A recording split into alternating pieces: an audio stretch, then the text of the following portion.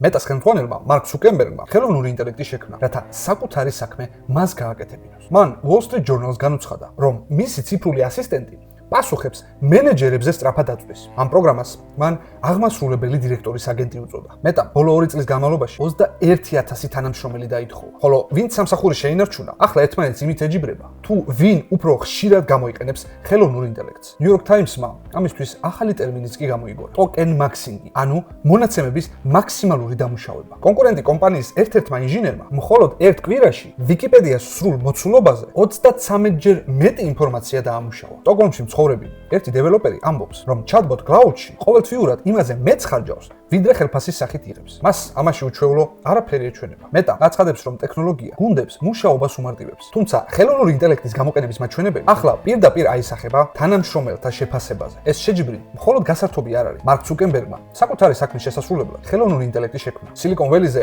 გამართულ ვახშმებზე უკვე აღარ კითხულობენ, თუ ვინ რას ქმნის. ახლა ყველას ის აინტერესებს, თუ რამდენი ციფრული აგენტი მუშაობს შენს მაგივრად.